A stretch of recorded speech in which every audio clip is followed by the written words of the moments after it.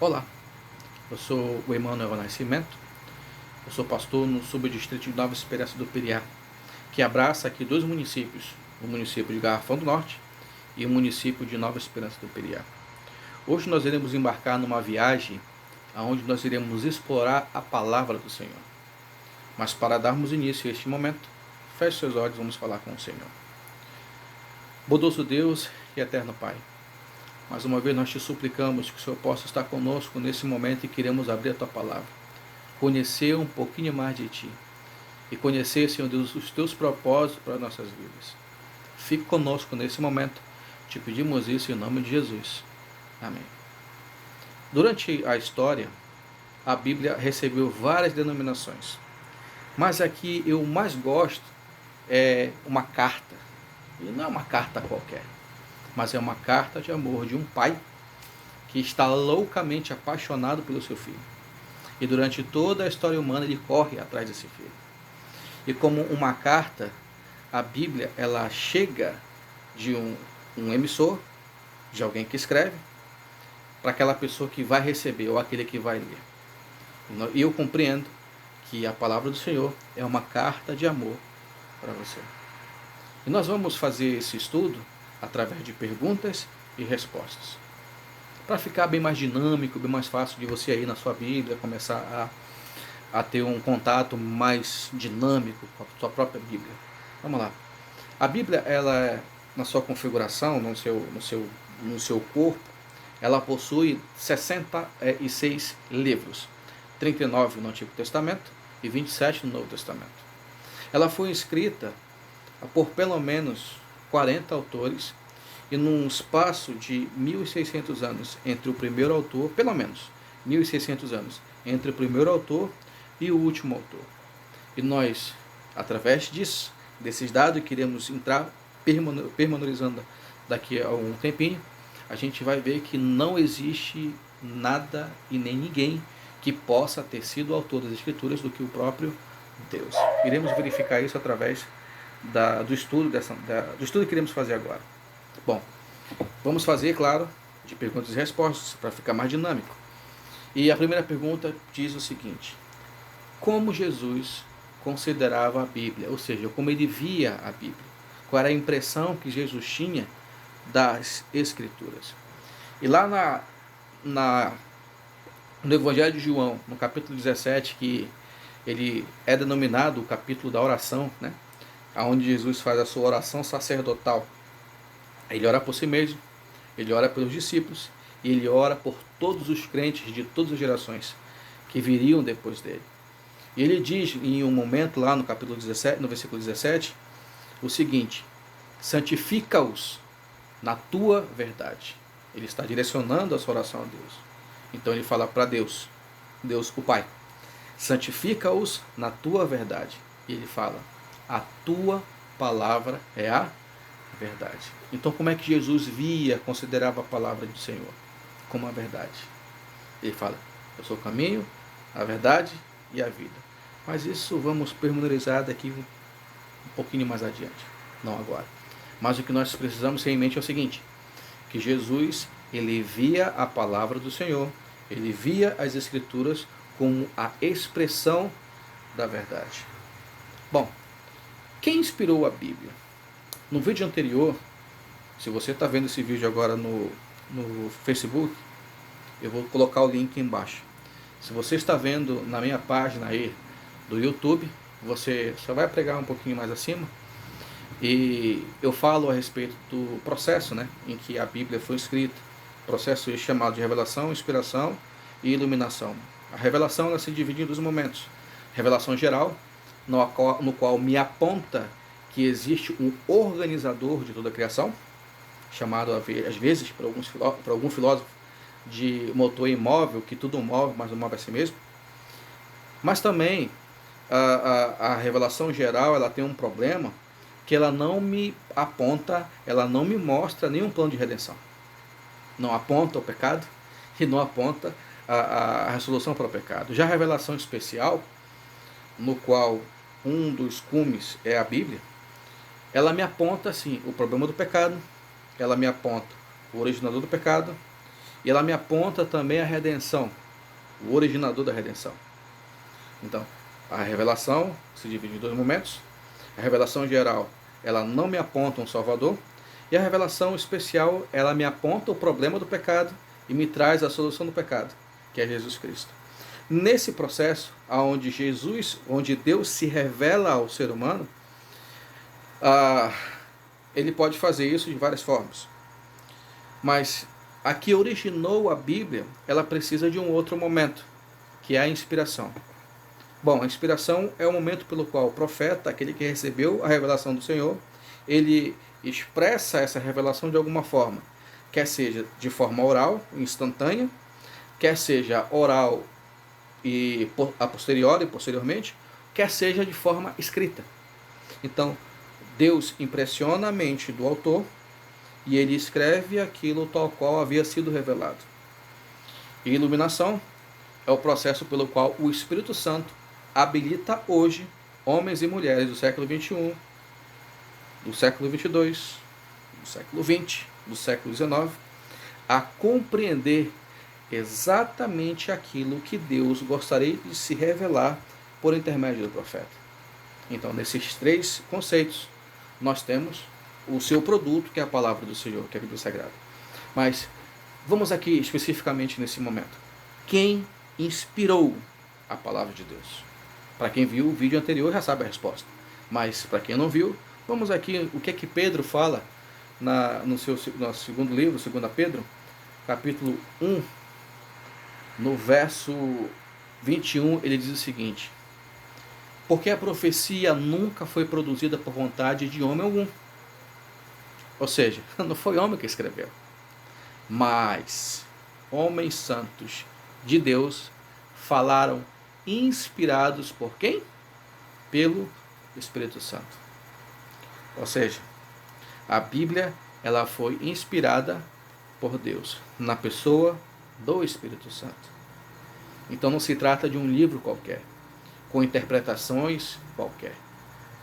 Se trata de um livro específico, para um povo específico, num período específico, inspirado por alguém específico, o Espírito Santo.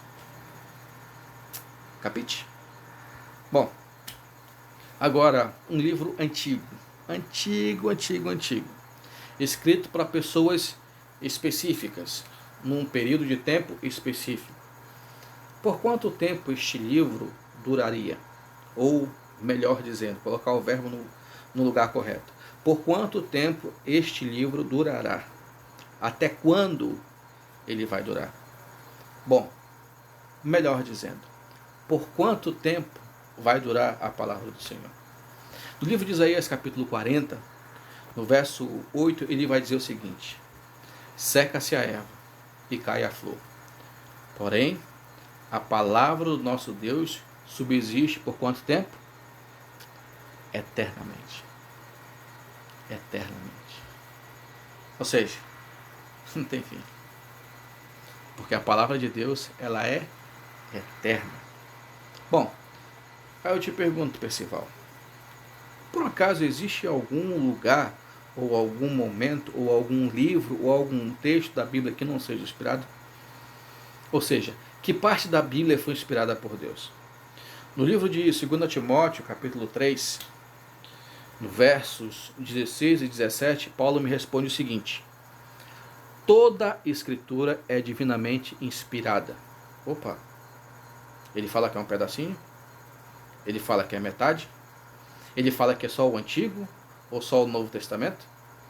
Vamos lembrar aqui que quando Paulo escreveu a segunda carta ao Timóteo, não existia a configuração do Novo Testamento como vemos hoje. O que estava fechadinho, o que estava já posto, já fechadinho, com seu cano todo fechado, é o Antigo Testamento. Mas ele diz o seguinte: é só o Antigo Testamento? É só o Novo Testamento? É só os Evangelhos? É só as cartas? É só as epístolas? É só o Apocalipse? Não. Ele diz o seguinte: toda a escritura é divinamente inspirada.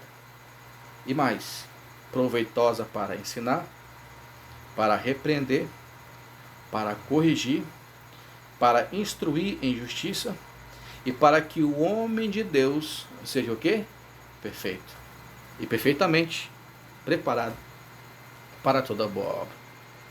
Então não se trata de um texto, não se trata de um conjunto de textos do Antigo ou do Novo Testamento. Não se trata disso. Se trata de toda a Escritura. Toda ela é inspirada por Deus. Portanto, não existe essa dicotomia que alguns evangélicos gostam de, e alguns cristãos evangélicos gostam de falar, de que existe o Novo Testamento é para nós cristãos e o Antigo Testamento é para judeu. Passou, não existe mais. Não é isso. Toda a Escritura é inspirada, tanto o Antigo quanto o Novo Testamento. Se toda ela é inspirada, então toda ela serve para mim, apesar de não ter sido escrita para mim. Mas ela é autoritativa, normativa e centralizada em Deus. Não tem essa coisa de Antigo e Novo Testamento.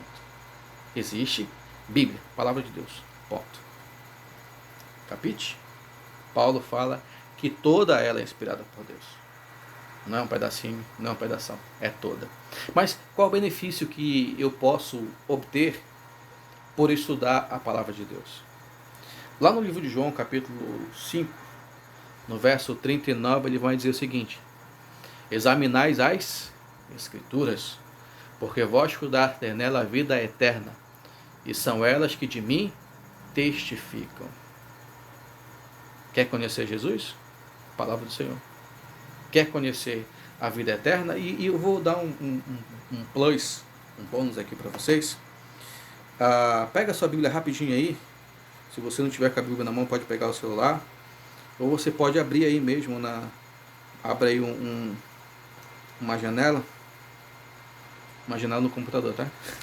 Abre uma aba. E procura aí no livro de João, capítulo 17. A oração sacerdotal, como vimos agora há pouco, no capítulo 17, versos 17. Aqui no capítulo 17, versos 3, vai me dizer o seguinte: esta é a vida eterna. Opa! Aqui ele fala, examinar as Escrituras, porque vós cuidaste nela o quê? A vida eterna. Mas o que é a vida eterna? A vida eterna é viver para sempre? A vida eterna é não morrer? Bora ver o que a Bíblia fala a respeito da vida eterna. Ele vai dizer o seguinte: Jesus, na sua oração a Deus, orando por si mesmo, ele diz o seguinte, bora ler a partir do versículo 1. Pai, chegou a hora, glorifica o teu Filho, para que o teu Filho te glorifique, pois lhe deste autoridade sobre toda a humanidade, para que conceda a vida eterna.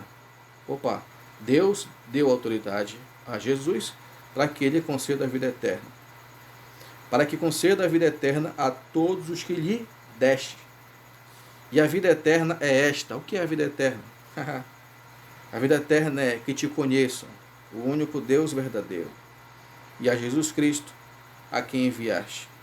Eu te glorifiquei na terra, completando a obra que me deste para fazer.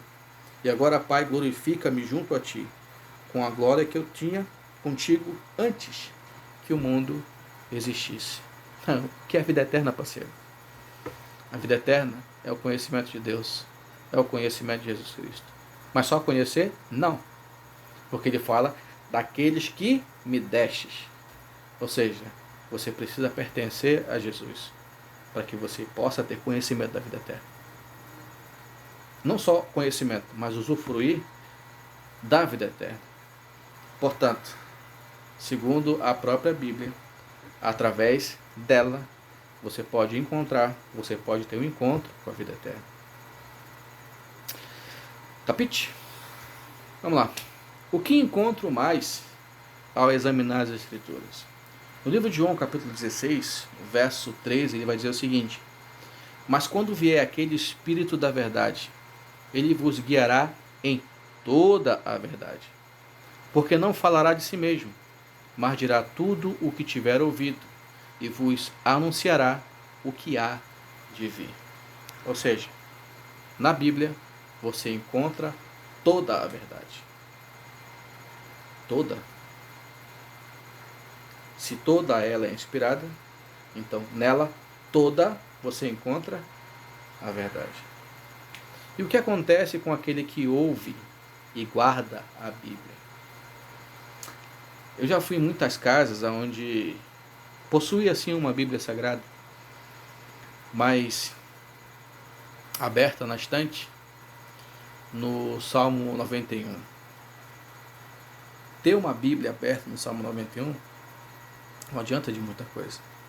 Olha o que a Bíblia fala a respeito desse tema, especificamente disso, daqueles que ouvem e guardam a palavra de Deus. Diz o seguinte: mas ele disse, antes, bem-aventurado, ou seja, feliz, muito feliz, os que ouvem a palavra de Deus e aguardam.